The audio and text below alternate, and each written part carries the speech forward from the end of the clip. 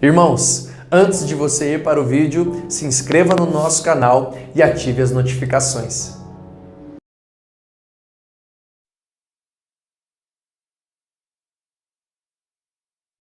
Paz em nome de Jesus. Sejam muito bem-vindos. Nós estamos começando o nosso Que Palavra, programa de perguntas e respostas. Quero saudar os nossos pastores, pastor Carlos, pastora Mauri, pastor Juliano. Boa noite. Boa noite, paz seja com todos. Boa noite, irmãos. Alegria estarmos aqui mais uma vez. Pastores, recebi uma mensagem no meu WhatsApp com um áudio e eu quero compartilhar esse áudio com os irmãos. Eu tô fazendo esse vídeo aqui para a família Nascimento, porque é muita gente, né? Eu não vou fazer de um a um. Aqui no 83 tem uma menina, que pobrezinha aqui, né? Ela gosta muito da igreja. De repente ela foi olhar no celular dela, uma amiga dela que mora no Bonito, ligou, mandou um áudio para ela. Disse: mana, a mamãe ora muito. Mas eu não sei se essa senhora, eu não quis perguntar para ela se ela é evangélica ou católica, que religião ela tem, né? Mas ela acredita em Deus, ela é de uma pessoa de Deus, ela orando muito. E ela orando, Deus falou para ela que ela buscasse dentro da Bíblia dela, ela folheasse a Bíblia dela, página por página, que ela ia encontrar um cabelinho de criança. Um cabelinho pequeno, fininho, e ela botasse dentro de um copo de água, que era para dar para toda a família beber, que era o remédio contra a coronavírus. A pessoa que bebesse, ele não ia passar por essa doença. Então, essa mulher ficou tão, como é que eu digo, emocionada. E ela contou para a família dela, contou para a filha dela, para a família dela, e ficaram muito emocionadas. Aí eles correram, pegaram a Bíblia e foram olhar. Lá acharam o cabelo dentro da Bíblia. Botaram dentro da água e beberam. Aí essa moça, e Deus disse que era para ela divulgar esse remédio, divulgar. Você sabe, gente, entre o céu e a terra existe muito mistério. Eu penso assim: entre o céu e a terra existe muitos mistérios. Deus esconde dos sábios e revela os pequeninos. A palavra de Deus nos diz isso. E tudo é possível àquele que crê. Aí eu quero só dizer para vocês, essa moça daqui da comunidade, ela foi caçar dentro da Bíblia dela, achou o cabelinho. Outro rapaz disse: não é possível, foi caçar, achou. E aqui dentro da comunidade, a vizinha dela achou. Aqui dentro da comunidade já várias pessoas acharam. A menina é minha filhada. Ela veio logo me dizer, que ela sabe que eu vivo na igreja. Ela veio logo me dizer: madrinha, procura na tua Bíblia, madrinha, que tu vai achar. Aí eu corri logo para ter um monte de Bíblia, mas a minha Bíblia mesmo, eu não sei ela todo dia. Esse vídeo, queridos irmãos e pastores, está sendo amplamente divulgado nas nossas não, né? Mas no WhatsApp de um monte de gente. Quem me mandou esse WhatsApp foi a Edivane, dizendo que também recebeu. A pergunta é: e quem é careca? Como que vai fazer para achar esse cabelinho na Bíblia? Os calvinistas não vão achar o cabelo. Com certeza, né? O nome disso é simpatia gospel. Isso é simpatia, isso é crendice, isso é misticismo. Com certeza não é isso. A fé cristã não se resume a isso. Isso é parecido com aquele negócio de jogar dentro de alho no redemoinho, que o capeta aparece, coloca galinha de arruda atrás da parede, atrás da porta, carregar patinha de coelho na carteira, no bolso para dar sorte. Isso, Deus não usa desse tipo de expediente. Nós não vemos esse tipo de coisa na Bíblia. Isso não tem sentido, isso não tem lógica. Algumas vezes, até alguns áudios desses são feitos em forma de brincadeira e algumas pessoas acabam recebendo e tomando como verdade. Algumas vezes são postados como verdades, vêm de pessoas, algumas vezes simples, com pouco conhecimento bíblico, e né, uma coisa complicada que nós vivemos é quando as pessoas vêm para a fé cristã, mas elas vêm para a fé cristã tomadas, né, do sincretismo religioso. Estava lendo essa semana, relendo ali a história da divisão das tribos, quando Roboão divide, né, por causa de suas medidas governamentais, divide a nação de Israel, e 10 tribos vão para o norte, 2 tribos permanecem ali, tendo Jerusalém como capital. Mas quando nós vamos lendo o livro de Reis, logo nós vamos ler sobre o reino do norte, o reino de Samaria. Me chamou bastante a atenção que era o sincretismo de Samaria. Rapidamente Samaria começou a acreditar nas coisas misturadas. Sincretismo é quando eu acredito no Evangelho, acredito mesmo no Evangelho, mas eu acredito também no animismo. Mas eu acredito também na pagelança, eu acredito também em Kardec, eu acredito também na Umbanda, eu acredito também na Macumba, eu acredito também no hinduísmo. Ou seja, as pessoas algumas vezes entendem que ser cristão não exige de mim renunciar outras crenças. Esse é o princípio elementar dos mandamentos. Quando Deus vai estabelecer os mandamentos, a primeira regra de Deus é: você tem que parar de acreditar em outros deuses. Você só terá Deus como Deus. Acreditar no Deus da Bíblia, acreditar em outros deuses é paganismo, é incredulidade. A única crença que Deus admite é a crença só nele. E a partir daí, a crença só nas verdades que ele ensina na Escritura. Então não tem essa coisa, essa coisa é chamada, né, de magia de contiguidade. Isso tem um nome na feitiçaria, magia de contiguidade. Você acredita que a energia está no cabelo, e a energia no cabelo, a água se torna um elemento de disseminação da energia que está no cabelo. A energia foi posta por Deus no cabelo, do cabelo para a água, da água, quando o cidadão bebe a água, a energia vem sobre ele e o cura. Isso, o nome disso é feitiçaria. Benção. Queridos irmãos, nessa noite eu tive o trabalho de compilar todas as perguntas que não haviam sido respondidas ainda ao longo do Que Palavra. Então essa noite vai ser só as perguntas que vocês me enviaram, beleza? Segunda pergunta, da Rebeca Uchoa. Ela pergunta assim: Deus ainda fala por sonhos? Se sim, como discernir o que é meu sonho e o que é revelação de Deus? Existem dois termos técnicos na hermenêutica que explica a questão da revelação de Deus: a revelação geral e a revelação especial. A revelação geral de Deus, ela se dá, por exemplo, na criação, ela se dá na formação do universo. O universo prega quem Deus é, né?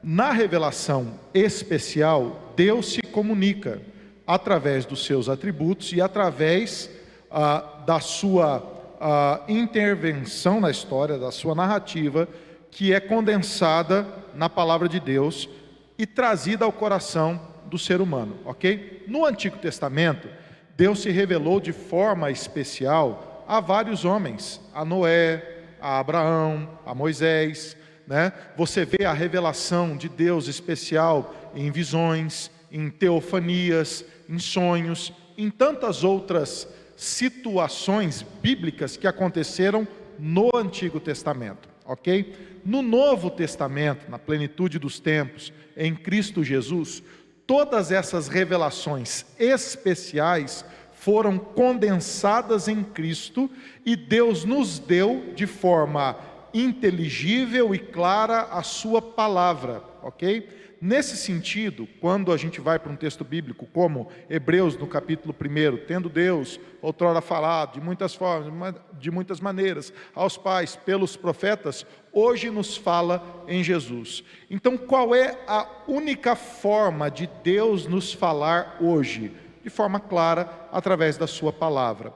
Se Deus, na sua palavra, é infalível, e é isso que nós cremos, os sonhos e as suas interpretações são falíveis. E se são falíveis, não são dignos de confiança, como é a palavra de Deus, ok? Agora, só terminando aqui essa contribuição, eu acredito que Deus fala através da sua palavra, e Deus fala através da sua palavra a corações de homens e mulheres que estão encharcados da palavra de Deus, ok? Então, nesse sentido, pastor Leonardo, a gente também pode entender que homens cheios da palavra de Deus imaginam as coisas da palavra de Deus. As suas emoções também são cheias da palavra de Deus. Então eu posso chorar por causa da palavra de Deus, eu posso sorrir por causa da palavra de Deus, eu posso às vezes até sonhar, né, com um texto bíblico, com uma imagem da palavra do Senhor. Aquilo são as minhas emoções, né, que precisam ser submetidas à palavra de Deus, né? Então, não, Deus não fala através de sonhos, Deus fala através da sua palavra. Agora, homens cheios da palavra de Deus sonham, imaginam, pensam, cantam, fazem poesia, pregam, eles vivem a palavra de Deus, né? Não sei se ficou claro, mas nesse sentido é isso, né? Amém. A pergunta da nossa querida irmã Elzira: um eleito, um cristão verdadeiro, pode estar seguindo uma seita?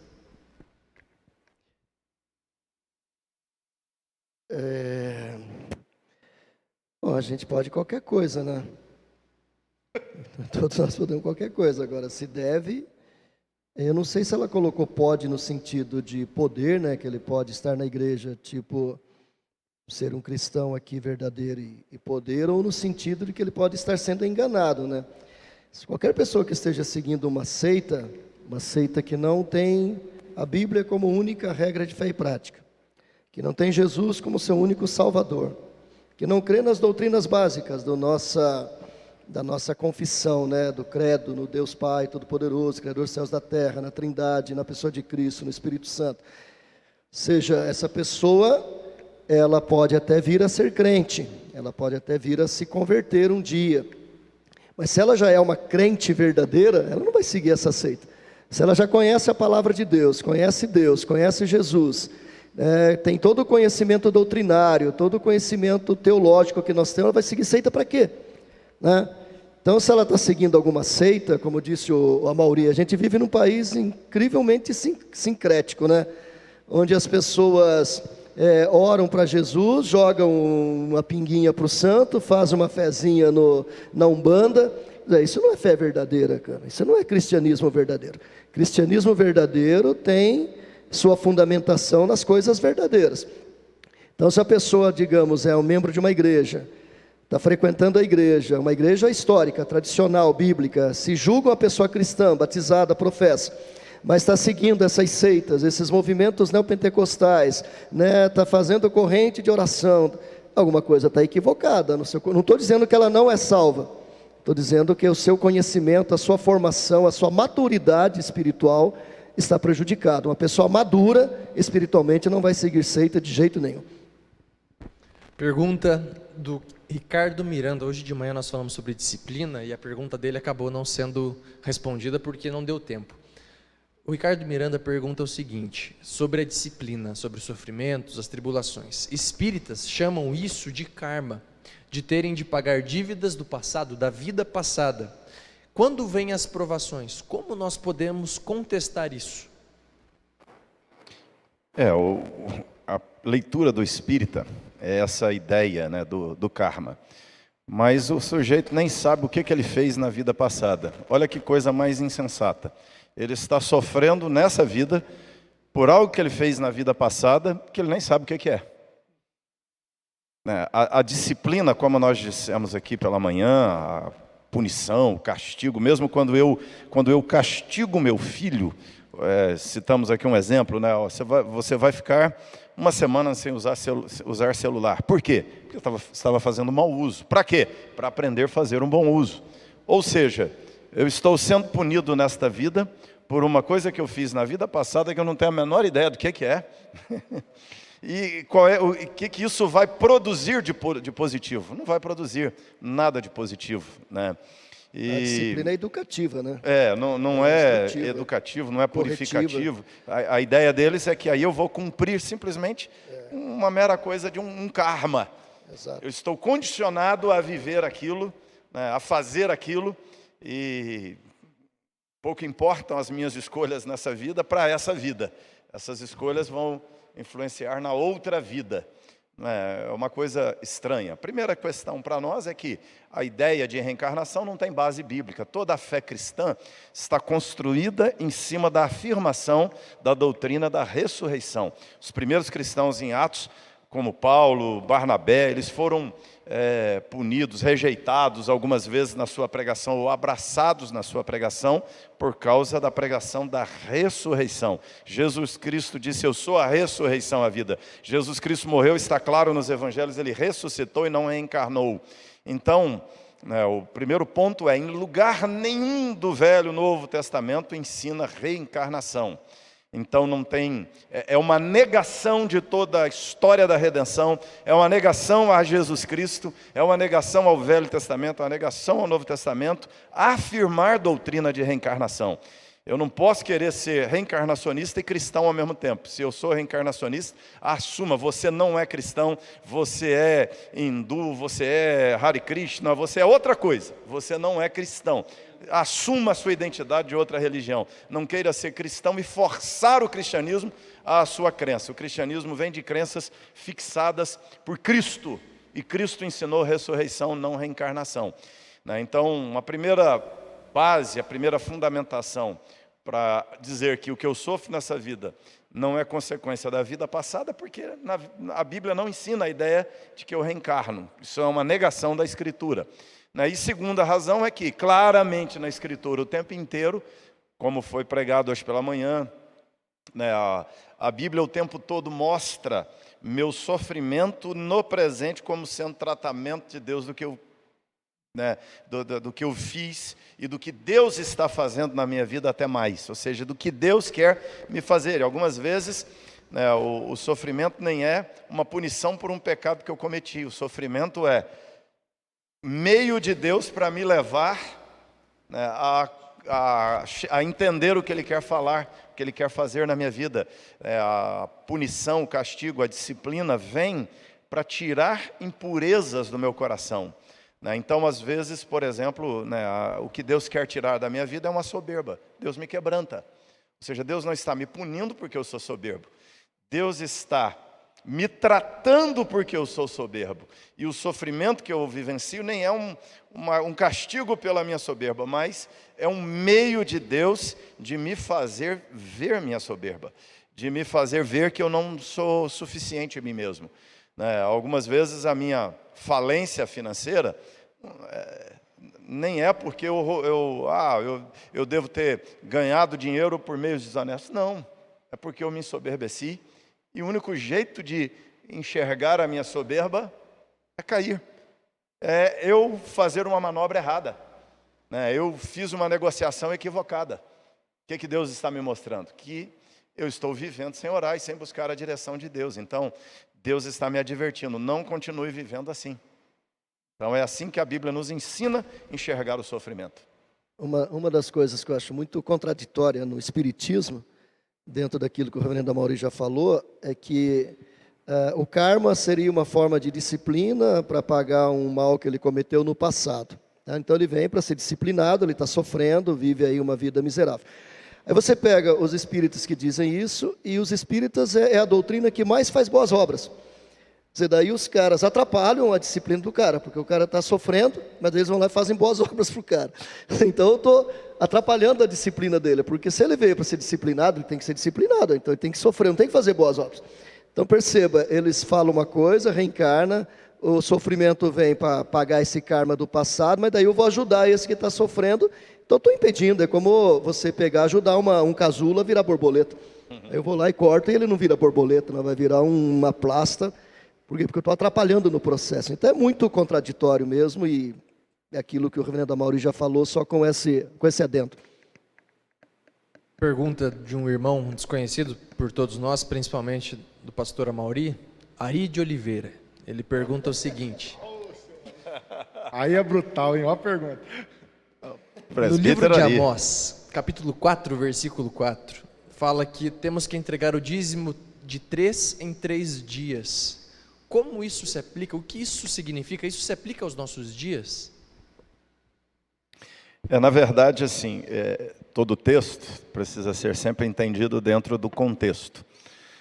Quando o livro de Amós cita nessa prática deles darem o dízimo de 3 em 3 dias, ele está fazendo dentro de um contexto de alguns comportamentos que estão sendo criticados por Deus, né, de eles fazerem um culto mecânico, de fazerem, e até mais do que mecânico, de fazer um culto que é um negócio muito perigoso, que é o culto da compensação.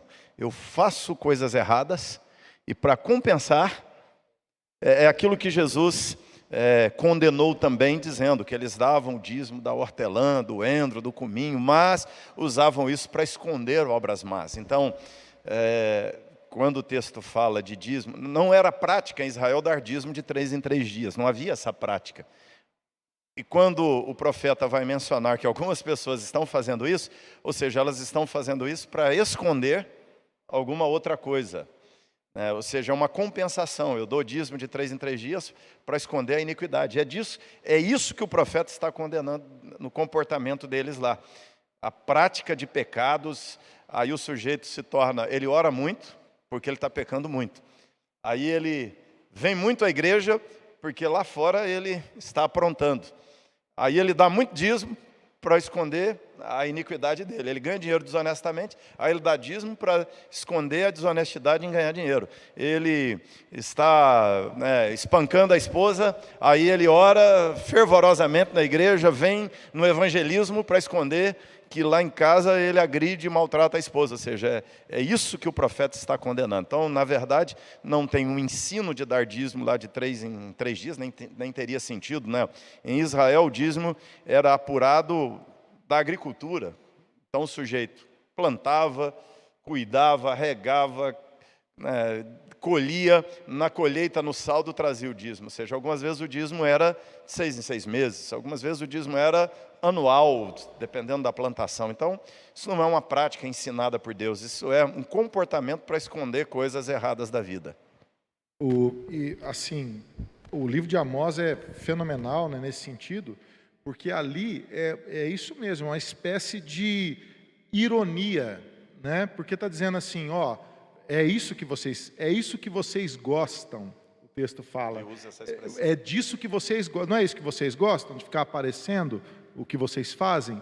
E aí, aquele capítulo 4, Deus ele diz para Israel, ele diz, eu não vou aceitar o que vocês estão fazendo. Pode fazer o que vocês quiserem, o coração de vocês está longe de mim, né?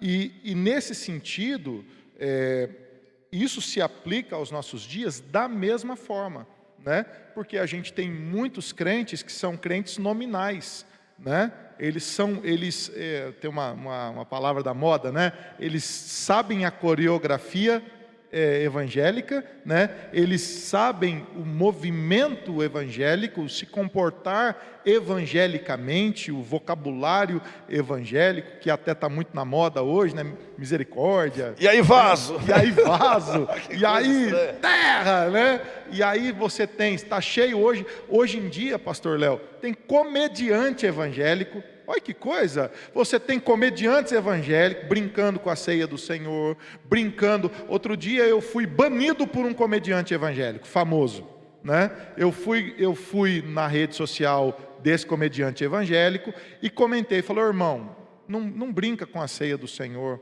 não brinca com isso, é um símbolo do Senhor, não brinca com o nome de Jesus, você está quebrando aqui o mandamento bíblico, tomando o nome do Senhor em vão. Falei com todo o amor do mundo, mas caí na besteira de falar, hoje em dia você não pode falar mais o negócio, e aí, delicadamente, o cidadão me bloqueou da rede social. Por quê? Porque é o mundo gospel, o cara ganha dinheiro com isso, né? Faz milhares de reais por ano vendendo essa cultura evangélica. Para com isso, né? É isso que o texto está falando. A turma vive aí no oba-oba, né? O do chapéu lá, o corredor da heresia aqui na Celso Garcia, e a turma pregando um evangelho que não prega Cristo, né?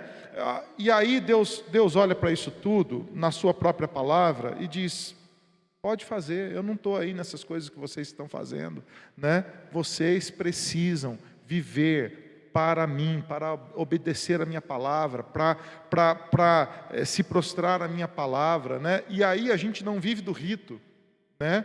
No centro da narrativa, só pegando o gancho aqui do espiritismo, dessa coisa toda, e desses ritos todos que parece que está virando o tema aqui do programa de hoje, tanto no hinduísmo, quanto no brahmanismo, e naquelas religiões orientais, eles creem nesse ser divino perfeito, né? E que rege a vida deles a partir dessa perfeição. Então eles sublimam tudo que é daqui, pensam nessa regência espiritual que é estranha a este mundo e que rege esse mundo a partir da sua intervenção, entre aspas, divina. E por isso que eles vivem dessa forma, através de um rito que ninguém entende, né? Para tentar acalmar essa deidade que eles também não entendem. O centro da palavra de Deus é Cristo, né? A plenitude dos tempos é Cristo. É por isso que a gente precisa obedecer a palavra de Deus. É por isso que na doutrina reformada, o centro da vida cristã é a disciplina, é a obediência, é o cumprimento da palavra de Deus, né? É por isso que o dízimo não é uma lei, né? O dízimo é um relacionamento com o Senhor, né? E por aí vai, né? Pergunta da Sabrina Mazuelos. Em Marcos, capítulo 5, do versículo 1 ao 20, tem um relato da cura do endemoniado Gerazeno. Pelo que está descrito, podemos entender que a legião de demônios que havia naquele homem causou profunda perturbação mental nele. A pergunta é: como podemos distinguir quando uma pessoa está possuída por espíritos malignos e quando ela sofre de algum distúrbio mental? Bem, em primeiro lugar, é verdade, aqueles demônios estavam perturbando aquele homem, o próprio texto diz isso, né? Estava perturbado, estava nu, estava se ferindo, estava se machucando, e Jesus liberta, cura, e ele se transforma num missionário. Segundo lugar, preciso ter discernimento. A gente tem que ter discernimento para saber se é um problema de possessão ou se é um problema mental. E aí, no caso, a pessoa que está lidando com isso, seja um irmão, uma irmã, seja um líder da igreja, um pastor, um missionário, seja lá quem for que enfrente tal situação, tem que ver realmente se o caso é de possessão ou é doença mental. Em primeiro lugar, então, discernimento. Esse discernimento vem, segundo Jesus, como resultado do quê? De intimidade com Deus, né? Vida de oração, vida de busca do Senhor. Em segundo lugar, existem profissionais que podem fazer isso. Você tem que buscar, dependendo. Eu tive um caso lá no Espírito Santo, de um rapaz da igreja presbiteriana, que num determinado dia, a gente tinha uma reunião de oração lá com um grupo de jovens, a gente orava toda sexta-feira no monte, das 11 da noite às 6 da manhã. E num sábado lá, a galera estava na casa do Averaldo, e começaram a orar, e de repente manifestou 5 demônios num dos meninos da igreja. O reverendo Guilhermino estava lá nesse dia, nós estávamos na mesa conversando, Averaldo, Maria, eu, Renata, Júnior e Guilhermino, e o pessoal estava lá no quarto orando, e de repente alguém desceu correndo dizendo: aconteceu um negócio lá, o rapaz está com 5 demônios, o que a gente faz? Aí o Guilhermino disse: deixa o rapaz lá, daqui a pouco eu vou lá e resolvo. Eles subiram e continuaram, e não obedeceram a palavra do Guilhermino. O Guilhermino nessa época era presidente da IPB. Aconteceu que eles falaram que expulsaram os demônios. No domingo de manhã ele manifestou na escola dominical. O pastor na igreja na época era o reverendo Simon, então ele mandou para a igreja Assembleia de Deus, porque ele não conseguiu lidar com o endemoniado. Aconteceu que na segunda-feira a gente pegou o rapaz, levou para Vitória, levamos num psiquiatra, fez um exame e detectou que ele tinha sofrido um acidente na infância, tinha caído da bicicleta, batido a cabeça, e ele tinha um problema mental que teria que ser resolvido com remédio, né? E ele foi tratado e nunca mais teve manifestação nenhuma. Mas ele foi colocado numa situação de estresse emocional, de pressão, onde ele transformou aquela doença numa falsa possessão. Eu tive no Mackenzie um rapaz que trabalhou na TV Mackenzie, ele era da TV Record, ele trabalhava em 2 empregos, ele era câmera nossa, E ele falou: pastor, eu estou cansado de ver lá nos cultos da Universal a encenação da possessão. Pessoas que são contratadas, elas são pagas para manifestarem demônios na hora do culto. Então, não estou dizendo que não existe possessão demoníaca, eu estou dizendo que a coisa é bem mais séria, bem mais grave, e você tem que ter discernimento profundo para entender quando é e quando não é. Não é uma manifestação que acontece a toda hora. Essa pergunta, só para deixar bem claro também, é que quem está fazendo é uma futura médica.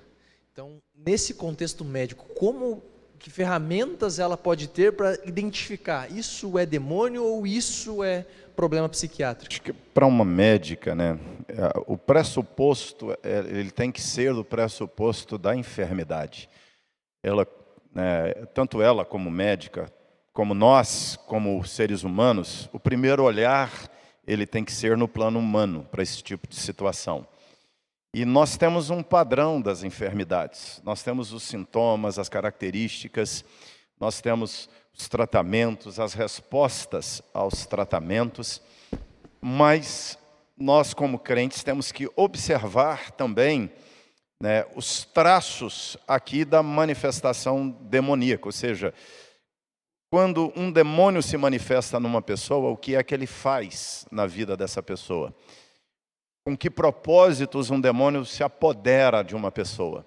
Então nós temos que olhar esse traço da enfermidade, observar se há anomalias, se há características diferentes do que é enfermidade. Esse olhar clínico, né, o pastor Carlos falou aqui de um rapaz, levou e diagnosticou um problema. Ou seja, se você não diagnostica um problema e o comportamento continua, já é um sinal para um outro olhar a mais. Mas se percebeu aqui, eu já recebi pessoas encaminhadas por psicólogo, e o psicólogo me disse, isso não é para psicologia. Interessante. O psicólogo em consultório constatou que aquilo não era da alçada da psicologia, disse que é problema de pastor, e mandou para mim. Aliás, um outro caso foi, eu encaminhei para um psicólogo, o psicólogo me devolveu dizendo não é para psicólogo. Então eu disse, ótimo, agora eu tenho a resposta que eu queria, já sei o que eu faço.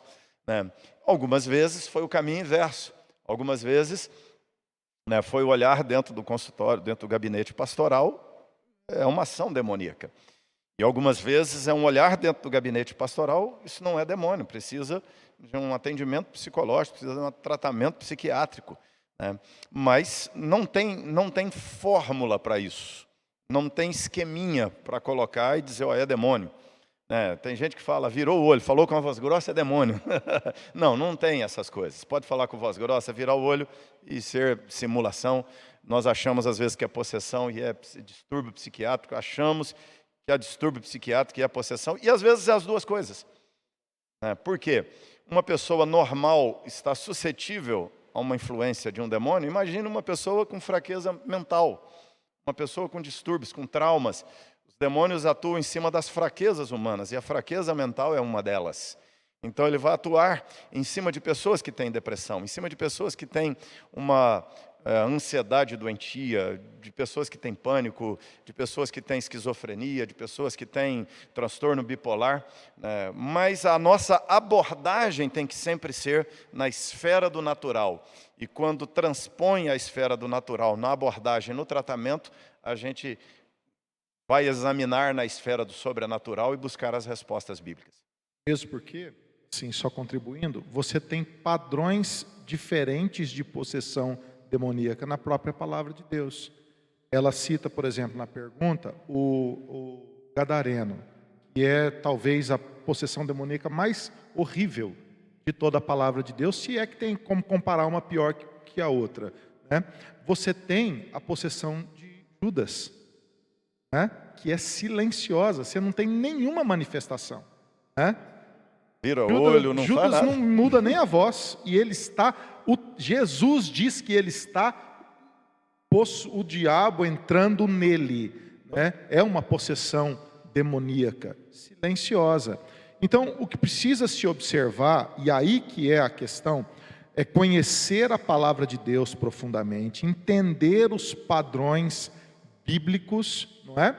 E aí você adotar esses dois critérios aqui que a pastora Maria falou são fenomenais. Primeiro, você vai pelo diagnóstico, né? Então, se ela vai ser médica, psiquiatra, primeiro entender, né, que a psicologia e a psiquiatria são ciências relativamente novas, né? São ciências relativamente novas, que lidam com isso há pouco tempo, se a gente pensar em termos de humanidade, né? E que também não tem todas as respostas, né? Tenho certeza que o psiquiatra tem caso que ele atende, que ele fala assim, volta na semana que vem, ele vai ler durante a semana e vai estudar para entender que caso é aquele que chegou até o consultório dele, que ele nunca viu, né?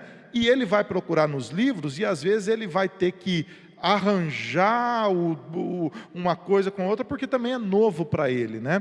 A gente tem um segundo caso, que é ainda mais grave. Nos últimos 30 anos, e eu atribuo isso, sou eu que atribuo, mas a partir do estudo da missiologia, da antropologia, da sociologia, você percebe que esse consumismo exacerbado, que esses conflitos ideológicos exacerbados, que o excesso de mídia que nós vivemos nos últimos 30 anos tem enfermado as pessoas, tem somatizado as pessoas, e doenças da alma que nunca existiram, estão existindo agora, né? E elas são confundidas. A gente tem um ambiente evangélico muito esquizofrênico, né? Você pega aí esses movimentos que existem hoje em dia, aí descende, e esse tipo de coisa que vai por aí para baixo, que apela muito para a emoção, isso também muitas vezes gera muita enfermidade nas pessoas, por conta de uma emoção exacerbada, sem base na palavra de Deus, né? E às vezes a pessoa que está sentindo também não sabe o que ela está sentindo. Então é preciso dar um passo atrás, amadurecer, né? E ao olhar para as situações, ir por esses dois caminhos. Tá bom, o que a medicina diz? O que a psicologia diz? Né? E parte a partir desse ponto. Tá? Não consegue explicar? Então vamos entender o que a ciência não consegue explicar. Né? Pergunta da nossa irmã Marli Marques. Sobre a passagem da mulher cananeia, que Jesus curou sua filha endemoniada. A minha dúvida é por que Jesus respondeu usando uma metáfora, e ela disse que ela não entendeu o fato dele falar da comida para os cachorrinhos, das migalhas, ela não entendeu a maneira como Jesus responde a essa mulher. Bem, a questão da comida é muito simples, né? Jesus usa metáfora, ele sempre usou metáforas, parábolas para explicar alguma coisa. E qualquer pessoa sabe que quando você está comendo, a comida é para as pessoas, é para o marido, para a esposa, para os pais, para os filhos. E o resto é para os animais. No caso, naquela época não tinha ração para cachorro, né? Então os cachorros comiam o resto da comida. Mas enquanto o resto da comida não chegava, eles já ficavam debaixo da mesa catando aquelas migalhinhas. Caía ali um arrozinho de feijão, caía ali um grãozinho de arroz, caía ali uma casquinha de pão, eles já iam lambendo. Jesus usa essa metáfora para dizer o seguinte, a mensagem prioritariamente é para os judeus, eu vim para os judeus. Primeiro é eles que eu tenho que alimentar, é eles que têm que comer. E aí a mulher dá esse salto de fé, né, dizendo, é verdade, a comida primeiro é para os humanos, e os cachorrinhos comem da migalha, dizendo assim, mas eu quero ser esse cachorrinho que come da migalha, como que no salto de fé, ela interpreta aquilo que Jesus está dizendo, eu sei que o senhor veio para os judeus, mas mesmo que seja um restinho, uma migalhinha, manda para mim, porque essa migalhinha já é suficiente para curar a minha filha, e Jesus viu isso como uma grande fé, né? Então a minha visão, a minha interpretação do texto é essa. E também tem uma discussão importante aí, né? Dentro disso que o pastor Carlos Henrique falou, que é a questão que muita gente questiona, né? Então a mulher mudou o plano de Jesus? Né? Então a mulher conseguiu mudar a vontade de Deus? Absolutamente que não, absolutamente que não. Não havia chegado ainda o tempo do evangelho ser pregado aos gentios, né?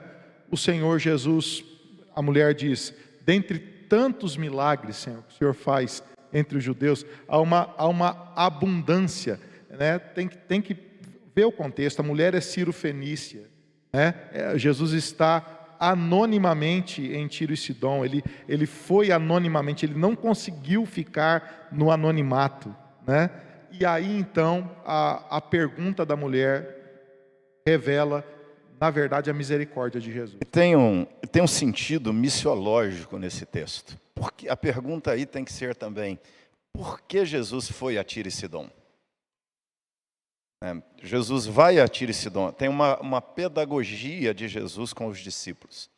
Enquanto o evangelho vem prioritariamente aos judeus, o que Jesus está mostrando na sua didática é que o evangelho não é só para os judeus.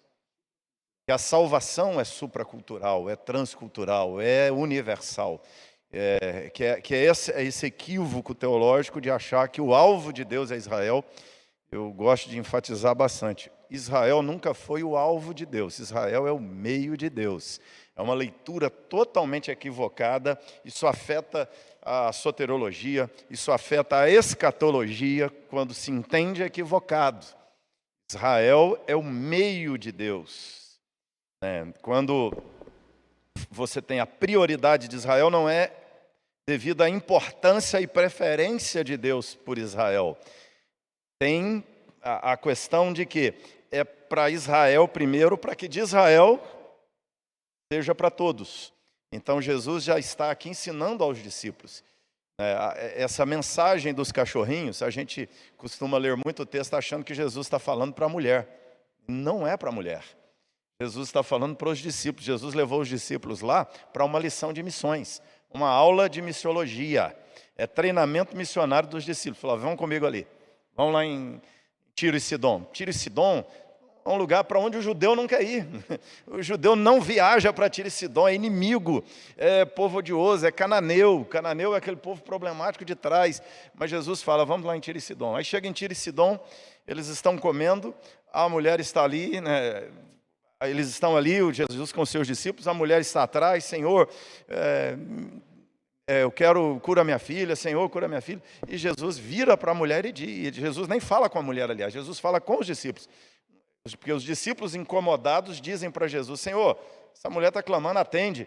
Jesus vira para os discípulos e fala, eu não posso tirar o pão da mesa dos filhos e lançar para os cachorrinhos. Os discípulos, é verdade, Jesus, é isso mesmo. Jesus, o que é isso, né? Tá certo, Jesus, o pão é para nós mesmo. Jesus, é isso que vocês acham. Essa é a ideia que vocês têm. Aí a mulher chega e prostra diante de Jesus e é mais insistente, cerca Jesus, para a caminhada de Jesus. E Jesus, então, vira para a mulher para falar essas coisas para a mulher. E a mulher vira, sim, Senhor, mas os cachorrinhos comem da migalha que cai da mesa. Aí Jesus, então, vai dar uma lição extraordinária dizendo para os discípulos que nem Israel tem fé como essa. Ou seja, Jesus está dizendo para os discípulos, vocês estão vendo que eu me revelo fora de Israel? Vocês estão vendo que, e é interessante, a troca de palavras, os cachorrinhos, porque os cananeus, cananeu vem da palavra quem, que é cachorrinho mesmo. Exatamente. Ou seja, Jesus está dizendo assim, tem pão para os cananeus também, não é só para vocês. Tem pão para eles também, a salvação é para eles também, porque depois Jesus vai morrer, ressuscitar, enviar os discípulos, aí ele assunta aos céus, e vai enviar para quem? Para todos os povos, faça discípulo de todas as nações. Aí agora abriu a mente deles, então é por isso que tem que ir em Tiro e Sidom. Lembraram de Tiro e Sidom, lembraram da Samaria. É interessante porque quando você lê a Bíblia com um olhar missiológico, você começa a perceber que tem muito ensino de Jesus na geografia da palavra do Senhor. Quando pastoreava em Boston, eu escrevi um musical a partir do Evangelho de João, E o Evangelho de João, no capítulo 4, quando Jesus vai a Samaria, a música começava assim, dizendo, ele veio a Samaria, ele veio para o lugar onde ninguém queria ir. Ele veio ver as dores, ele veio a Samaria. É interessante que Jesus ir a Samaria, ir a Tiro e Sidom, revela essa graça do Senhor estendida, a todos os povos. Palavra, hein, queridos? Só aqui nessas respostas, 6 meses de mestrado em teologia do Novo Testamento. Vamos lá, próxima pergunta. Eliane Alves, ela diz o seguinte: sou mãe de 3 crianças e um deles é autista. Primeira pergunta: como responder biblicamente a pergunta do meu filho ao ser indagada do porquê um irmão nasceu autista e os outros não? João capítulo 9, quando Jesus cura aquele cego de nascença, os discípulos perguntam, né? Quem pecou para que ele nascesse cego? Jesus diz, né? Ninguém pecou, nem seu, né, ou ninguém ou todo mundo pecou, né? Mas a ideia é, ele não está cego por causa do pecado do pai e da mãe, né? A cegueira é natural da nossa própria natureza. As pessoas podem nascer cega e podem não nascer cega, a pessoa pode nascer autista e não nascer autista, mas tudo isso pode ser um instrumento para revelar a glória de Deus, né? Agora, como dizer isso a uma criança é de fato uma questão difícil. Eu acho que tem que ter muita oração, muito discernimento, muita sabedoria, né, para que possa dizer a ela e tentar mostrar nesta verdade. Mas não é uma questão de culpa de ninguém, é uma questão de que em tudo Deus pode ser honrado, Deus pode ser glorificado, e o fato de uma pessoa ter esse tipo de doença, né, essa situação, é também uma forma de honrar e de glorificar o nome de Deus. O pastor Carlos falou no começo aqui, né? Na verdade, quando Jesus disse que não foi o pai nem a mãe, ou seja, ninguém pecou para que ele, ou seja, essa doença não é resposta de um sofrimento do passado, não é um karma da outra vida. Se Jesus fosse kardecista, ele diria, não foi ele, não foi o pai nem a mãe, foi ele. Jesus não diz que foi ele, nem diz que foi o pai, nem diz que foi a mãe. Jesus diz, ele nasceu assim para que se manifestasse a glória de Deus nele. Desde que Adão pecou, a Bíblia diz, se pecasse, morreria. Então a regra é a morte. Toda doença é morte. Autismo, esquizofrenia, câncer, Covid, tudo é morte. E Deus disse que se pecássemos, a morte entraria no mundo, e a morte entrou. Então, uma das coisas que nós temos que ensinar a quem nasce saudável é que quem nasce saudável é que é alvo da misericórdia de Deus, porque o normal é nascer doente. O normal é a enfermidade, porque o normal do mundo é a morte. A vida é graça, é misericórdia, é generosidade de Deus. Essa ilha de vida que nós temos, ou seja, eu tenho que, se eu não nasci com diretamente aqui essas consequências do pecado, eu tenho que ser grato a Deus e ter muita misericórdia de quem nasceu. Porque a regra é essa. A regra é a morte, a regra é a doença. Quando eu não adoeço, eu tenho que ser muito grato a Deus, porque Deus está sendo de fato misericordioso comigo. E tem aí aspectos da graça comum, da graça salvadora. A graça comum vai ser uma generosidade de Deus no geral com a humanidade. Mas, quando alguém nasce enfermo, isso é a consequência de estarmos no mundo enfermo. Quando nós fazemos a pergunta, por que é ele e não eu? Por que sou eu e não ele? Aí eu estou entrando numa área que não é da parte aqui da execução, é da parte da administração celestial. Departamento superior. Aí não dá para entrar, a pergunta de Paulo, quem conheceu a mente de Deus, né? Por que foi Judas que traiu e não Pedro? Por que Pedro só negou? A Bíblia diz que o Judas era filho da perdição. Deus o coloca lá sabendo quem ele é. Então, mas isso é uma parte que é da mente de Deus. Por que foi ele e não eu? Por que sou eu e não ele? Deus governa e ele tem essas respostas, nós não. E isso nos humilha diante de um Deus que é maior do que nós. A segunda pergunta dela é, então, pode-se administrar a ceia para pessoas que tenham deficiência mental? Se sim, há orientação a partir de qual idade? Bom, boa pergunta.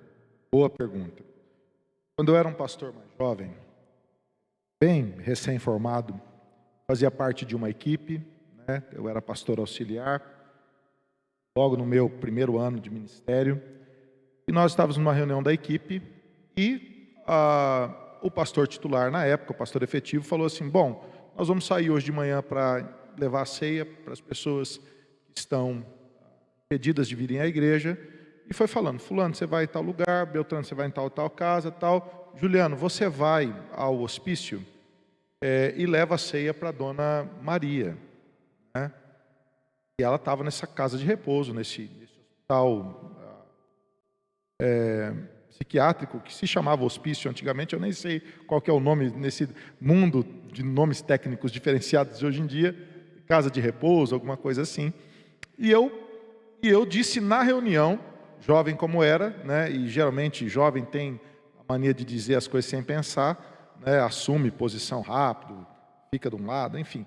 Aí o que é que acontece? Eu disse assim, não vou. E aí, não vou porque a pessoa tem que discernir o corpo de Cristo para tomar da ceia. Como é que eu vou levar uma ceia num hospício para uma pessoa que está lá, né? E o pastor, com uma sabedoria da década de 90, 80, 90, né? Com aquela sabedoria brutal, falou assim, vai, você vai.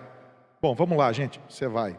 Acabou a conversa, eu nem discutiu comigo, teologicamente, e eu fui, tinha um seminarista, levei o seminarista comigo, e eu fui da igreja até o lugar, provando para o seminarista que eu estava certo, que era uma perda de tempo, que não tinha que ir lá coisa nenhuma e tal. Chegando lá, entrei, pastor, a mulher veio, mandei chamar a mulher veio, pensa numa mulher que está fora do pino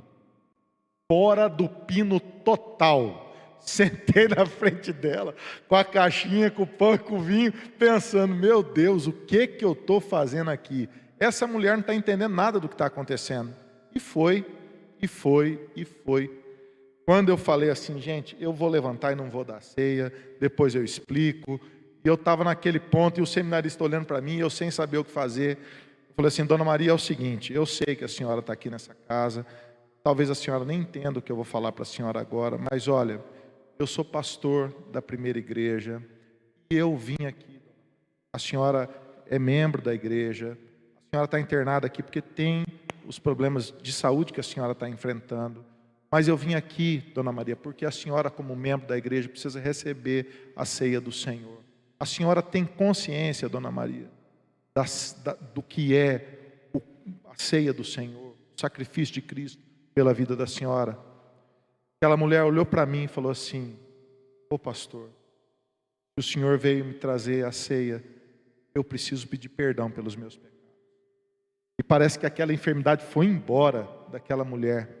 E ela se lembrou da igreja, ela se lembrou do tempo que ela cantava no coral. E aí eu comecei a chorar, e comecei me dá vontade de chorar até hoje quando eu conto essa história. Porque eu percebi quão ignorante eu era das coisas de Deus. Quanto eu não, como pastor, como eu não conhecia a grandeza de Deus. Eu pedi perdão para Deus naquele instante. Falei, Senhor, eu é que não sou digno, Pai, de estar aqui agora. E aquela mulher orou, pediu perdão pelos pecados dela, na minha frente, frágil do jeito que ela estava. Ela falou assim, pastor, eu estou pronta. E eu preguei o evangelho para ela, eu chorei naquele dia. Então, assim, há mistérios que a gente não vai entender, né? Então eu prefiro sempre o caminho da misericórdia. Eu prefiro o Jesus que vai a Tiro e Sidom, que vai a Samaria, e que diz assim, tem pão para todo mundo, né, pastor? A misericórdia é o melhor caminho. Essas são as marcas que o ministério vai deixando, né, em nós. O pastor Juliano estava aqui, eu já tinha uma das primeiras ovelhas, né, logo quando comecei a ser pastor, em Divinópolis, eu tinha que levar ceia e fazer visitas a um irmão também internado, uma esquizofrenia num grau altíssimo, se tornava até perigoso. Quando surtava, eu tinha que ir ao hospital, e ele falando, e eu me lembrava desse irmão, que algumas vezes eu chegava, estava ali conversando com ele, ele dizia assim, pastor, 1 minuto, agora é a hora da minha aula de grego. Ele ligava um toca-fita, ficava meia hora escutando aula de grego, e eu sentado ali do lado dele esperando. Daqui a pouco ele voltava e disse, pastor, pode continuar. Mas uma coisa fantástica, a fé estava ali. A fé estava no coração daquele homem. Então, querida irmã, a ceia tem que ser dada a uma criança. O evangelho tem que ser pregado a esse menino. Ele vai entender o evangelho. Entendendo o evangelho, ele vai professar a fé dele. E ele vai ser parte do corpo de Cristo. Alguns têm doença de coração, alguns têm no fígado, alguns têm o rim problemático, alguns têm o cérebro, é um órgão. Mas a alma, o espírito, transcende a cérebro. Cérebro é importante para neuro, para psiquiatria. Nós não tratamos com isso. Nós tratamos com alma. Esse menino tem alma. Esse menino é alvo da misericórdia e da graça de Deus. Ele é alvo do amor de Deus. Cristo morreu na cruz pelos enfermos de rim, coração, cérebro, para que esses crendo nele sejam salvos. Benção. A Georgia Gomes, nossa querida irmã, sobre dízimos, dizer que sua oferta é segundo o que seu coração mandar, é correto? Ou seja, posso dizimar com os meus dons, tempo na obra, etc. Bom, se for oferta, é correto. A Bíblia diz que cada um contribua segundo propor o seu coração. Então, a minha oferta para missões, a minha oferta para o GAN, a minha oferta para assistência social aqui da Penha, é segundo o meu coração. Agora, dízimo não, dízimo é 10%. 10% de tudo quanto eu ganho, se eu ganho. E é claro que dentro do dízimo do salário, do dinheiro, eu também posso, de alguma forma, oferecer... Difícil, né, dar dízimo de dons e talentos, né, cara? Você não pode dar dízimo de dons, tem que dar tudo, né? Dízimo é 100%, né? Então fica complicado. Eu não entendi se ela quis dizer que eu posso dar como dízimo os meus dons e talentos, né? Em vez de dar o dízimo, eu dou a Deus os meus dons, talentos, minhas habilidades, eu estou dizimando. Eu creio que não. Né? Se você trabalha e ganha X salário, você tem que dar o dízimo de X salário. Dízimo é dízimo, são 10%. Oferta é voluntária, é uma proposta do seu coração, da sua generosidade, de acordo com aquilo que a Bíblia ensina. E se Deus me deu dons e talentos, eu tenho que dar como expressão da totalidade, não, e não da parte dele. Pelo menos é como eu entendo. Não sei se ficou claro para mim, a pergunta ficou meio complexa. Esse texto de Coríntios, 2 Coríntios 9, tem se feito, especialmente nos últimos anos, muito mau uso desse texto. O advento da internet, do Facebook, facilitou e ajudou a se fazer um mau uso desse texto. Todo texto precisa ser usado dentro do seu contexto. Nós temos que perguntar ao texto quem escreveu, por que escreveu, quando escreveu, para quem escreveu, qual era a intenção do escritor. E Deus fala conosco não através das minhas subjetividades na leitura do texto. Deus fala comigo através do propósito com o qual Deus fez aquele texto ser escrito, direcionado. Ou seja, o que é revelação? É quando o apóstolo está escrevendo, corrigindo aquele erro da igreja, a revelação de Deus está naquela correção do apóstolo. A inspiração da Escritura está na atuação daquele apóstolo corrigindo o pecado da comunidade, ou dando a orientação para aquela comunidade. A revelação está ali naquele ensino apostólico. Não está na minha subjetividade de leitor do texto. Então eu tenho que ter muito cuidado com isso. Esse é um texto que está sendo muito mal usado, porque muitas pessoas estão lendo esse texto com as suas subjetividades. Eu já vi esse texto ser usado para defender o dízimo, é um equívoco, e já vi esse texto ser usado, tenho visto ser usado para defender o não dízimo, é outro equívoco. Eu tenho que usar esse texto na intenção com a qual o apóstolo Paulo escreveu o texto. Para que Paulo escreveu esse texto? Paulo está dizendo, versículo 1, capítulo 9, quanto à assistência a favor dos santos, é desnecessário escrever-vos. Paulo não está falando de oferta na igreja, para sustento da igreja. Paulo não está falando de dízimo para sustento da igreja. Muitas pessoas têm usado esse texto para dizer que isso aqui substituiu o dízimo do Velho Testamento. Mentira, heresia, uso mal do texto do Novo Testamento. Paulo está falando da assistência a favor dos santos. O que é assistência a favor dos santos? A contribuição com os irmãos necessitados, especialmente de Jerusalém. Havia uma campanha nesse contexto para socorrer os crentes de Jerusalém, porque, lembra, o imperador expulsou os cristãos de Jerusalém. Os que conseguiram ficaram escondidos, passando fome. Foi uma perseguição ao judeu em geral, e os cristãos em grande necessidade, passando pobreza, porque eles eram rejeitados pelo império e rejeitados pelos próprios judeus, porque o judeu achava que era culpa dos cristãos a rejeição deles, porque os cristãos que não adoravam o imperador. Paulo está falando aqui de um movimento de assistência aos santos, aqui é ação social, socorro aos pobres. Então, quanto a isso, Paulo fala, porque bem reconheço a vossa pobreza, ou seja, da qual me glorio junto aos macedônios, dizendo que a Acaia está preparada desde o ano passado, o nosso zelo bem estimulado a muitíssimos. Contudo, enviei os irmãos, para que o nosso louvor a vosso respeito, nesse particular, não se desminta, falando da capacidade deles dar. Versículo 4, para que, caso alguns macedônios forem comigo e vos encontrem desapercebidos, não fiquem nós envergonhados. Paulo disse assim, eu falei com os macedônios que vocês são generosos. Então, eu quero, quando eu for aí, que vocês estejam preparados, para que eu não passe vergonha, chegando aí, vocês não deram contribuição nenhuma. Então, ele continua dizendo, porque eu julguei conveniente recomendar aos irmãos que me precedessem entre vós, que preparassem de antemão a vossa dádiva já anunciada, para que seja pronta como expressão de generosidade e não de avareza. Isso afirma, aquele que semeia pouco também ceifará pouco.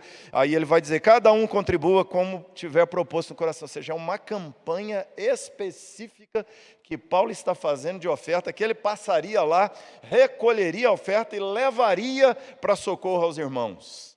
E ele disse que os da Macedônia deram até acima da capacidade deles. E ele falou com os irmãos da Macedônia, os de Corinto é que são generosos. Entendeu? Eles não vão ficar devendo para vocês em generosidade. Paulo disse, olha, não quero passar vergonha não, irmãos. Cada um contribua para quê? Para a campanha de oferta, para socorrer os cristãos necessitados. Então é disso que Paulo está falando. Nessa campanha, Paulo está dizendo, cada um contribua segundo tiver proposto. E se você não propôs, nem contribua.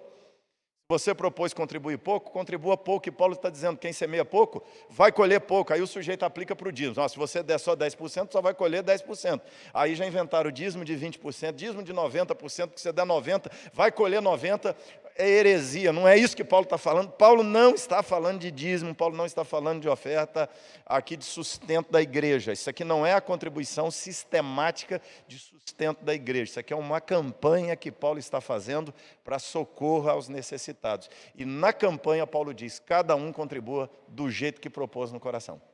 Num tempo como esse que a gente está vivendo, não, excelente. Pastora Mauri aqui, pensa no maestro, fenomenal a exegese. Me fez lembrar duas coisas. Primeiro, essa campanha é uma campanha prática. Me lembrei de Ágabo, da profecia de Ágabo em Atos 11, né? E aconteceu, Ágabo tem uma revelação, né?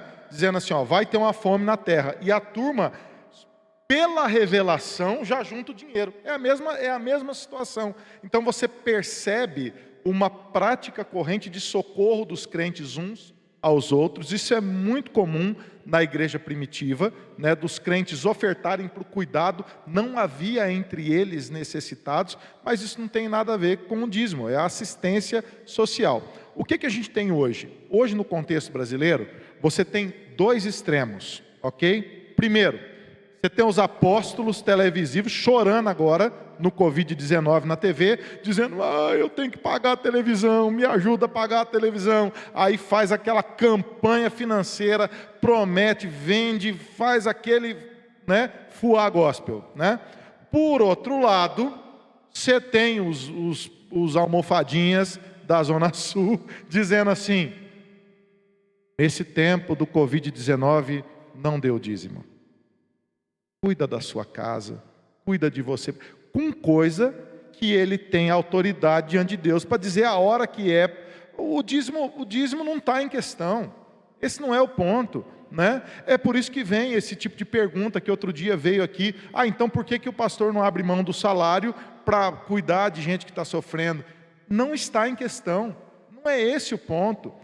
O dízimo é um negócio da pessoa com Deus, né? O dízimo é antes da lei. O pastor Amaury falou aqui outro dia também uma exegese do texto de Abraão que é fenomenal. O dízimo é lei? Não, é anterior à lei, né? Então é preciso que se faça uma boa teologia do dízimo na palavra de Deus e uma boa teologia da oferta. Outra coisa, a pergunta da Geórgia também é perigosa, porque essa é um outro equívoco que o crente faz sobre o trabalho dele na igreja, né? Está cheio de uma palavra que deveria ser abolida na igreja: voluntariado. Aqui ninguém é voluntário, porque o voluntário só serve na hora que ele pode, né? O sujeito deixa a empresa arrancar o couro dele, trabalha sexta, sábado, domingo, das 6 da manhã às 10 da noite e vem com a maior cara de pau dizer assim: eu não tenho tempo para servir o Senhor. Dá licença. Dá licença. Se você não consegue servir ao Senhor no trabalho, se você não consegue ser um missionário no seu trabalho, você não está servindo a Deus em lugar nenhum, né? Não existe isso. Uma esfera pagã e uma esfera cristã. É preciso servir a Deus o tempo todo. Nós somos dispenseiros do Senhor, sacerdotes da aliança, somos ministros da reconciliação. Então, não tem esse negócio de, eu vou ofertar um tempo. Todo o seu tempo é para a glória de Deus, né? Até o seu trabalho é para a glória de Deus. Tudo que você faz é para a glória de Deus. Essa desculpa de que crente não tem tempo para servir a Deus é a desculpa mais esfarrapada que as pessoas podem dar para se esquivar de fazerem a obra do Senhor. E se colocar um reloginho para ver o quanto tempo que o crente gasta no Facebook, no Instagram, no YouTube, na rede social, aí é que a desculpa fica pior ainda. Então é por aí que a conversa vai. Pergunta do Flávio Galani Silva: como saber se suas intenções com dízimos e ofertas são dignas? Como saber se não estamos, no fundo, querendo barganhar com Deus? Olha, normalmente nós estamos querendo barganhar com Deus. Então, o meu primeiro ponto aqui para saber se eu estou certo ou errado é entender que a minha predisposição de alma é para o erro. A minha predisposição é para o pecado. Aí vem um princípio de Paulo, quando ele diz: examine-se, pois, o homem a si mesmo. O examinar é o exame do médico, da doença. É procurar, é medir a pressão, é olhar a glicose. Ou seja, a minha pergunta é: a minha natureza pecaminosa está no comando? Ou o Espírito Santo está no comando? A minha natureza pecaminosa, cada vez que a gente vai dar o dízimo, é assim: Deus, estou colocando milão aqui, Deus. Dízimão, hein, Senhor? Aqui, olha para esse dízimo aqui, Deus. O negócio aqui. Senhor, se eu podia, né? Ou seja, mas esse é o tipo de coisa que nós temos que fazer morrer constantemente no nosso coração. Nossa natureza terrena é interesseira. Mas é por isso que assim, é um exercício precioso. Cada vez que a gente entrega, é um desafio. Eu estou lutando comigo mesmo. Estou lutando com a minha incredulidade. De dizer assim, eu vou dar aqui, vai fazer falta. Eu estou lutando contra a minha ganância. De dizer, eu vou dar aqui, Deus vai multiplicar. Eu estou lutando contra a minha insegurança. Eu estou lutando contra a minha autossuficiência. Por isso que eu gosto sempre de falar, dízimo, oferta, não é dar dinheiro. É um exercício de devoção. É um ato de culto. Porque eu estou ali dizendo, Senhor, estou colocando esse dinheiro aqui porque eu reconheço que eu não dependo dele, eu dependo do Senhor. Não é a minha força, é a tua bênção. Não é o meu conhecimento, não é a minha inteligência, é o teu cuidado. Então, eu estou entregando aquele dinheiro dizendo, Deus, eu não amo isso aqui mais do que o Senhor. O que o pastor Carlos falou aqui na mensagem, é um sinal de não devoção ao dinheiro, é de devoção a Deus, é um exercício de fé, é um exercício de confiança, é da minha relação com Deus. Eu estou entregando aqui dizendo, Deus, eu acredito na tua obra na terra, eu acredito na igreja, eu acredito nessa instituição, eu acredito na missão, eu acredito no pastor, no missionário, no sustento, no funcionário da igreja, eu acredito nessa coisa toda aqui, entendo que o Senhor está nisso, eu estou investindo aqui.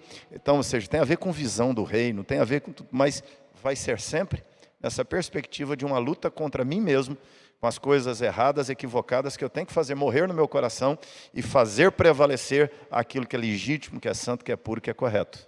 Eu penso que naquilo que a Mauri falou, partindo de quem está dando, é claro que tem que saber. Eu tenho que saber se eu estou dando com intenção ou sem intenção, né? Agora, para quem está vendo, não tem como a gente saber se ele está dando com intenção boa ou não.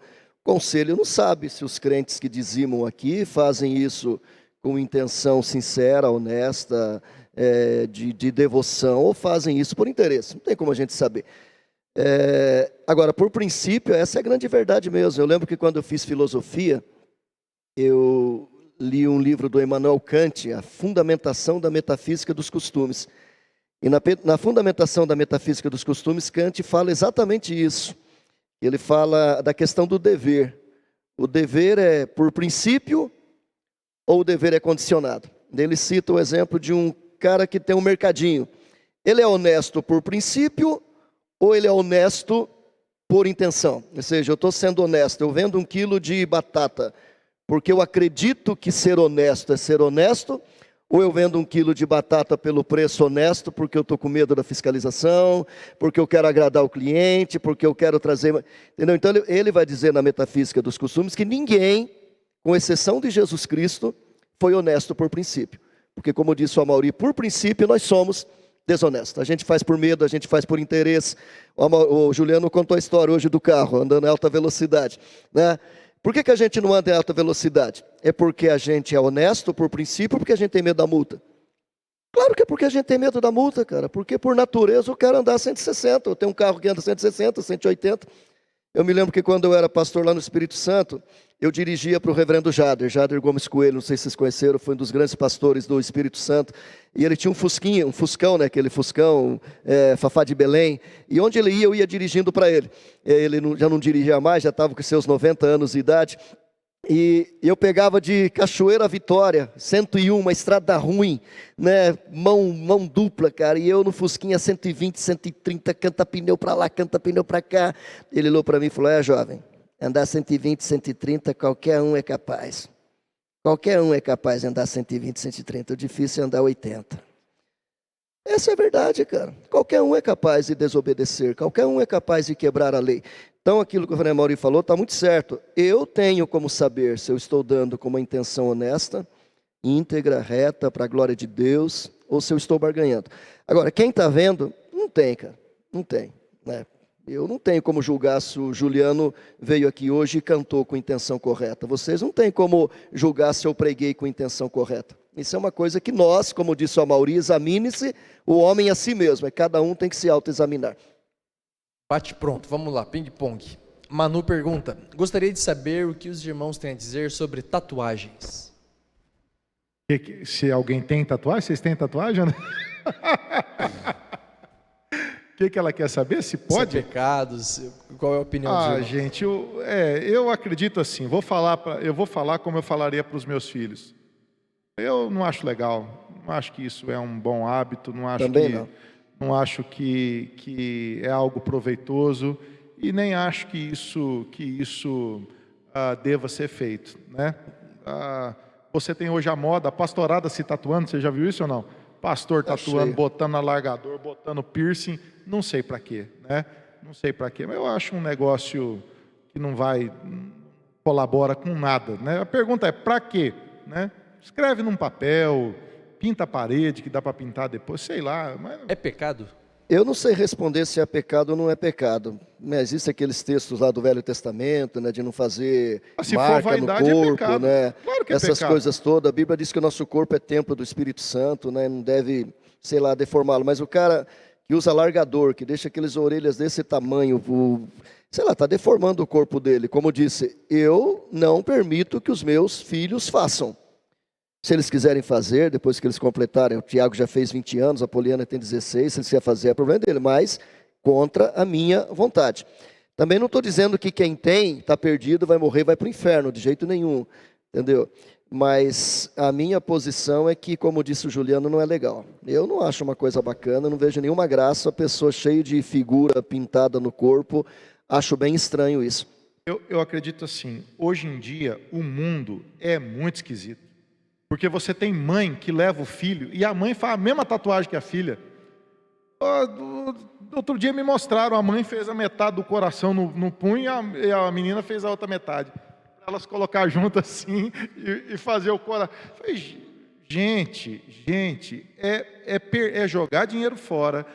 Se for por vaidade, o termo já diz, é vazio de significado. E as pessoas procuram hoje esse tipo de símbolo para poder dar significado à vida. Não está ali o significado, né?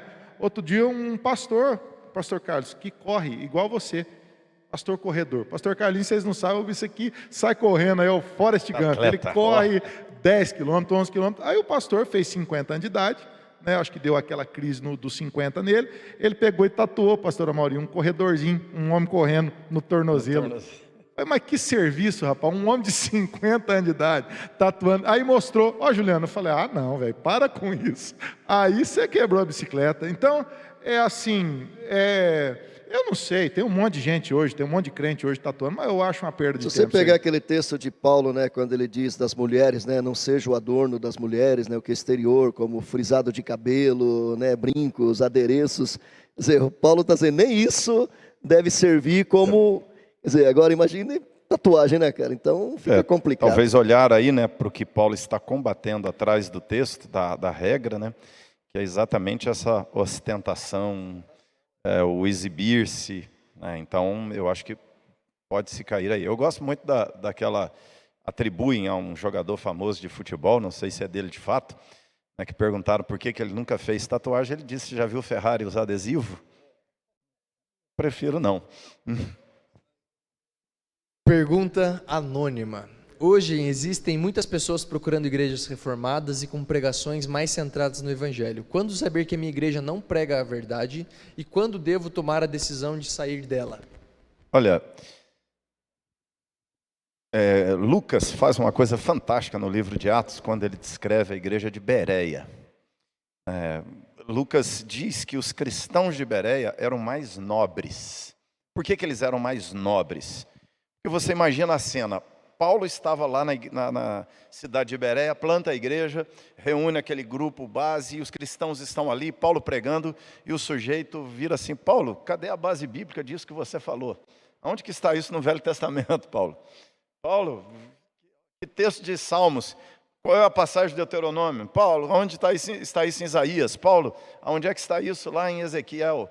Ou seja, aí Paulo não se ofendeu com ninguém. É interessante, tem pastor hoje, que quando o crente pede a base bíblica para ele do que ele está afirmando, ele diz que você tem que confiar no ungido do Senhor, você não pode questionar o ungido do Senhor. Olha, já começa a olhar meio torto para esse pastor, entendeu? Se você pediu para o seu pastor a base bíblica e ele ficou de mal de você, pode olhar torto para ele, tem coisa errada, entendeu?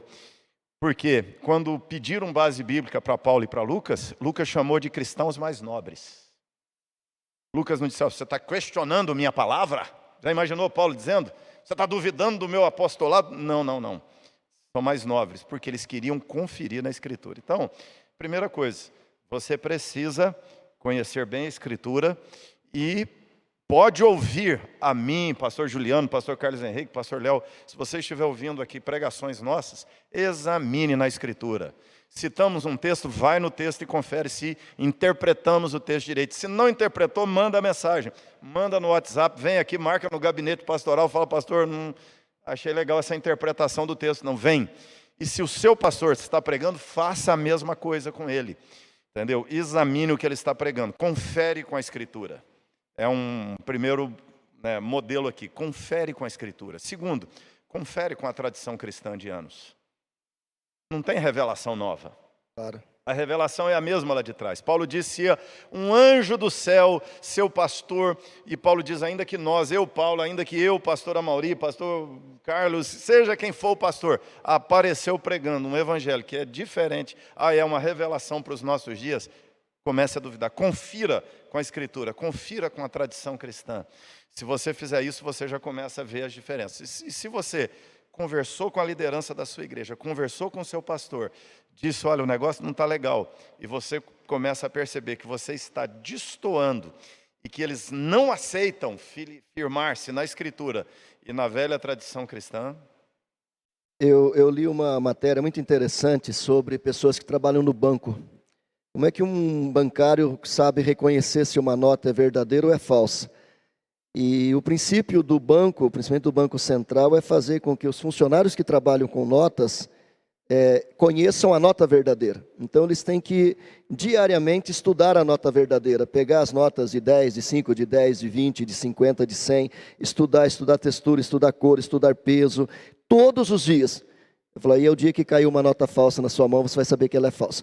Então aquilo que a Mauri falou, para eu saber que uma igreja está pregando heresia, eu tenho que conhecer a Escritura, cara, estudar a Escritura, ler a Escritura, saber a Escritura, confirmar com a Escritura, confirmar com a tradição, é claro, né, todas as nossas confissões. Não bateu, né, você sabe na hora, você está vendo um vídeo aí, como alguns que vazaram esses dias, 2, 3 minutos que o cara começa a falar, você já percebe que saiu da linha, já capotou e já foi para o buraco, como diz o pessoal lá da roça, já foi para o brejo com corda e tudo. E outra coisa, né? Eu fico pensando assim, se você, como é que você sabe, né, que é a hora de você sair ou hora de não sair? Bom, eu já vi pastor falando assim, porque os jovens aqui estão estudando muita teologia, mas não estão vivendo, né? O que o pastor está dizendo? Ele está dizendo que os jovens não têm que estudar, está errado. Os jovens têm que estudar teologia, têm que estudar a palavra de Deus. E a gente tem que ter um povo que aprende a questionar. Por exemplo, nos Estados Unidos tem um costume na igreja americana, que na igreja brasileira, assim, não é muito comum. Mas os crentes escrevem para o pastor depois do sermão. E eles perguntam, pastor, no ponto tal, o senhor falou tal coisa, podia me explicar um pouquinho melhor? Pastor, não ficou claro aquilo lá. Eu pregava em Boston com professores do Gordon, grego, sentado aqui assistindo o culto, com a Bíblia em grego aberto ali. É tenso, irmão. Aí você fala assim, por que no grego? Já perdeu o ponto, porque o cara te dá aula daquilo, né? Terceiro lugar, a gente não consegue, muitas vezes, lidar com esse contraditório, mas é importante. Agora, só para a turma da internet entender. Eu vou fechar a minha resposta pelo menos com isso aqui. Pregar aqui na Igreja Presbiteriana da Penha é um grande privilégio, né? E isso, assim, nós todos os pastores podemos atestar, porque nós temos uma grande camada da igreja que é estudiosa profunda da palavra do Senhor. Eu fiquei, quando cheguei aqui na Igreja Presbiteriana da Penha, pastora Mauri, assustado com a qualidade da escola dominical. Eu fui para uma reunião da escola dominical. Depois que eu assisti a classe do presbítero Anísio, que eu vi a Fátima dando aula, que eu vi a Anice dando aula, que eu vi o presbítero Luiz Fernando conduzindo a reunião dos professores da escola dominical, estudando teologia sistemática, arqueologia bíblica e todos os assuntos que são estudados na escola dominical. É uma igreja estudando, as crianças estudando o catecismo da nossa confissão de fé e o breve catecismo. Eu fico pensando assim, você tem uma grande camada da igreja que aprecia a palavra de Deus. Então aqui na Igreja Presbiteriana da Penha não tem história para boi dormir, aqui a Bíblia é pregada, né? Então se você está com dificuldade, vem para cá, passa uns 6 meses aqui, vem ouvir a Bíblia aqui, e aí depois você compara. A igreja Presbiteriana Paulistana, do reverendo Davi Gomes, depois de cada culto, termina o culto, sentam os pastores, lá tem uma meia dúzia de pastores, né? Todo o pessoal do Jumper está lá, e o pastor que pregou é sabatinado, as ovelhas ficam lá, acho que lá só tem um culto por domingo, né? E o que palavra lá acontece todo domingo após o culto ao vivo, né? Com o pessoal presente lá. E é interessante isso, porque isso faz com que a gente se prepare, se fundamente na Bíblia e pregue aquilo que está. Agora, aquilo que a Mauri falou, nas igrejas que pregam heresia, eles não se fundamentam na palavra, eles se fundamentam na autoridade. Não, eu sou servo de Deus, eu sou a boca do Senhor, né, eu sou ungido de Deus, você não tem o direito de me questionar. Como que não, cara? Como que não? Claro que tem que questionar. Assim, só para fechar aqui, desculpa, pastor, eu lembrei de um exemplo aqui, o pastor Carlos estava falando, a coisa da gente, desse que palavra, o que está acontecendo aqui, essas respostas ao vivo, elas vão mostrando um lado muito mais da cozinha do que da sala de jantar, né? Você mostrar. Uma vez eu fui pregar no Maranhão, né? Me chamaram para pregar num presbitério, né? E aí, rapaz, terminei de pregar, expus um texto de Malaquias. Onde é que eu estava com a cabeça? Expus um texto, pediram para falar sobre dízimo, expus o texto de Malaquias, beleza. Terminou, tomaram um café, voltei para a reunião, aí, reverendo, o senhor podia sentar aqui, sentei numa cadeirinha especial, parecia que eu estava naquele exame para ordenação de novo. Rapaz, eles me fizeram 80 perguntas sobre Malaquias. Onde está Cristo em Malaquias? Como é que é isso, esse texto que o senhor usou? Porque o comentarista tal, e tinha professor do seminário, e tinha um monte de pastor e presbítero. Eu que não tivesse debulhado o livro de Malaquias para pregar naquele final de semana, para ver onde é que teria parado aquilo lá. Porque não é só a pregação, né? Quando eu vim aqui para Penha, conversando com o pastor Amaury, falei, e aí Amaury, para onde nós vamos? E o pastor Amaury me falou uma coisa sobre a pregação que nunca mais saiu da minha mente. A diferença na vida da igreja não é um sermão. Não é essa a pergunta. Não é o sermão que o pastor Carlos Henrique pregou hoje, magnífico. Mas não é só esse sermão. A gente precisa dar um passo atrás, e aí talvez responda essa pergunta, né? Olhar para 3, 4, 5 anos de pregação e perguntar o que essa pregação tem feito com a igreja. Para onde esta pregação tem levado a igreja, né? E aqui na Penha nós pregamos no ombro um do outro, né? Quando o pastor Amaury está pregando, eu estou pregando junto aqui, nós estamos juntos, nós estamos colaborando um com o outro na obra que Deus está fazendo aqui entre nós, né? É um time, estamos juntos. Vamos para frente. Queridos irmãos, quero te agradecer por ter ficado conosco até este momento. Espero que tenha sido edificante para a sua vida, todas essas perguntas que aqui foram feitas. Com certeza você sai desse Que Palavra muito mais embasado para responder às mais variadas demandas que se levantam na sua vida, não é verdade? Quero te desafiar mais uma vez a se inscrever no nosso canal, a compartilhar as nossas lives, a estar por dentro de tudo que está acontecendo aqui na Igreja Presbiteriana da Penha. Certamente será uma bênção para a sua vida. Eu sou o pastor Léo, você pode me encontrar nas redes sociais, pelo nome de Leonardo Tobias, Instagram, Facebook e YouTube, e será uma alegria enorme ter você nas minhas mídias sociais pessoais.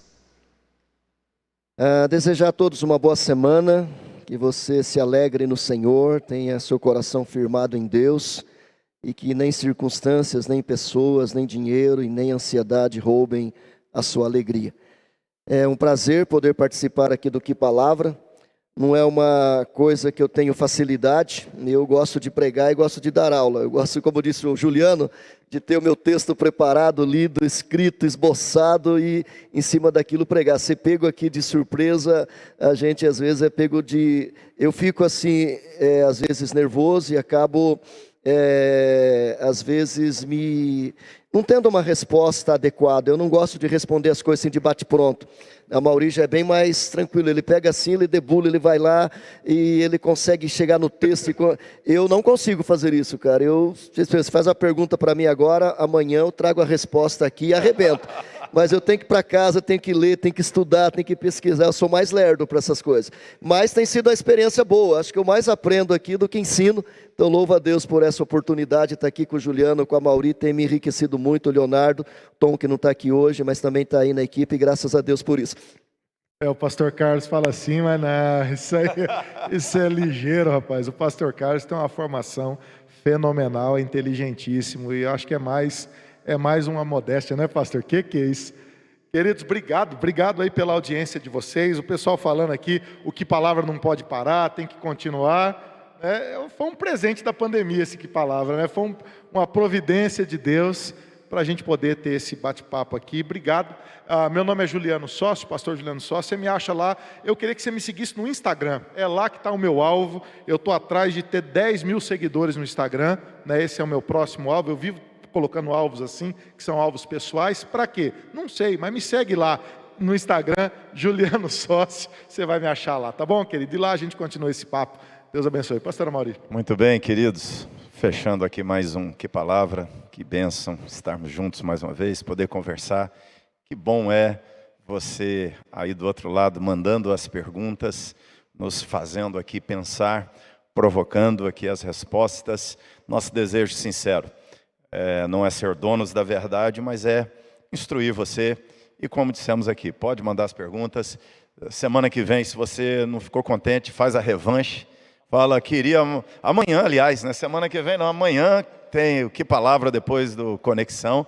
Então, se você olha essa resposta, não tem problema, pode virar o chato do lado daí, mandando aqui. É proibido não perguntar, tá certo? O combinado é esse. Pergunte, questione, peça fundamento, comente os textos bíblicos citados, a teologia citada, e vamos juntos crescendo, edificando uns aos outros. Um grande abraço, continue nos seguindo aí.